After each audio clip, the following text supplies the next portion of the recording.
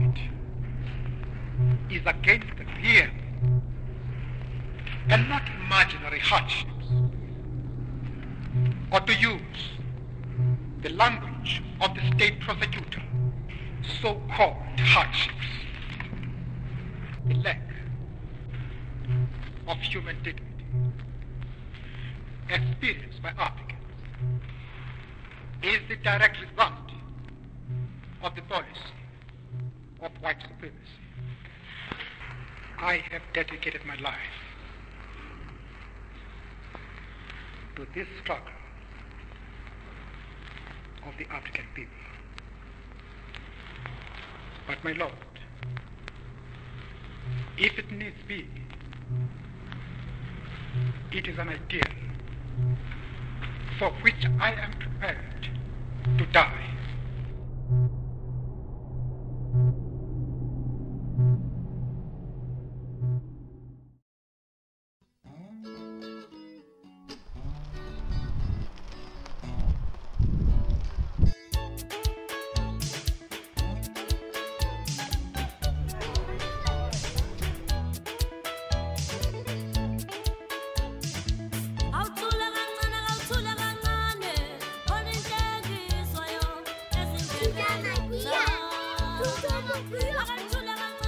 Everything is much better now.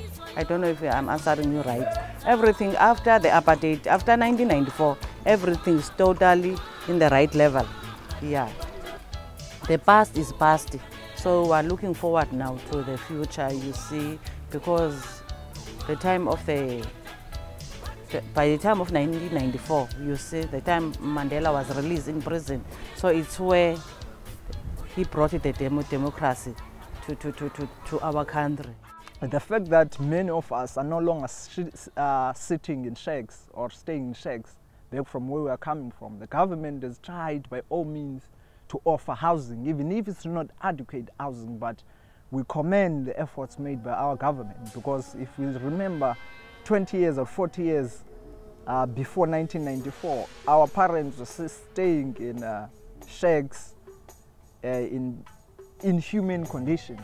Apartheid was more about economic exclusion of the black majority of South Africa, you know. What happened in 1994, you know, when apartheid ended, what happened was that the whites gave us what you call political power, but the economy is still in their hands. They still control the means of production. Obviously, I grew up in that generation, but when I see the younger generation now, I see them definitely more kind of connected and involved in some degree.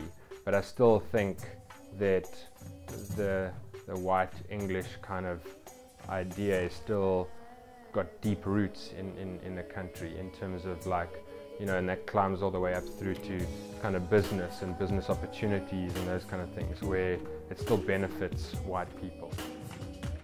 Psychologically, people are still being sidelined, and that is done through the economic system. Because you cannot just move into an area because the economics doesn't allow you to build or buy there.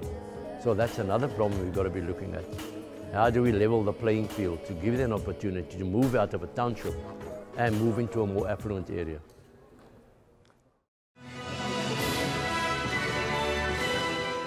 Water here is scarce and polluted. It's cold in winter. The unbearable heat of summer helped push the death rate of children here to 100 a month. The government here claims, with some justification, that things are changing in South Africa, that those blacks lucky enough to be allowed to live in cities are becoming better off, that coloureds and Indians will soon have a minor role in government. But all the time, this major exercise in social engineering is going on, uprooting and transplanting millions of blacks, whether they like it or not. It's a more complicated issue than most people realise, but the central truth is that this is apartheid. And this isn't changing. The system continues to protect and perpetuate that division between the classes, the poor and the rich.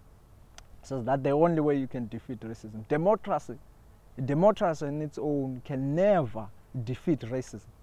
It can perhaps try to make sure that there is no violence. We can go to vote, but voting doesn't necessarily change your economic conditions, do you understand? So it can't really do anything. You can give me democracy, yes, there's no violence, you go to vote. Still, 21 years down the line, we're still in the same position of inequality and poverty. So it clearly states to you that democracy isn't really an answer to everything. No, honestly, I don't think the younger generation is even paying attention to what has happened, because now black people can vote, we go to multiracial schools and whatnot. People think that, no, look, all is well, even though economically we still at the back foot as black people in the country. And I think our system as well, and the media is not doing much, is not doing enough to actually redress and actually educate the younger generation about these issues. I unfortunately have to say this, I don't care what the academics say and I don't care what the scientists say. This is my take. We suffer from three major problems. The first one is that the vast majority of us have ears on the sides of our heads, which are actually ornaments, because we never listen. Instead of listening and learning what had happened in the past and trying to improve on it, you find things can actually get worse. And what's that driven by? Our other two shortcomings, greed and selfishness. If we can learn to overcome those, and maybe, we'll be able to get a more settled world. We're all struggling with, the effects of having pushed a certain cultural group down, and now we have to step aside and kind of go, okay, we need to be more inclusive of this, and it's a thing you almost have to unlearn yourself, of that.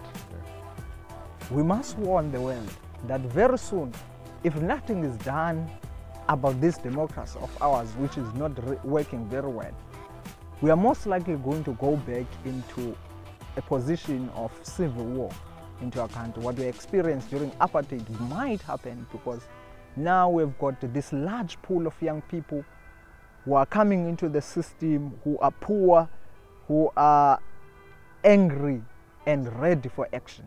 So if nothing is done, if job opportunities are not given to these people, they are most likely going to revolt in violence.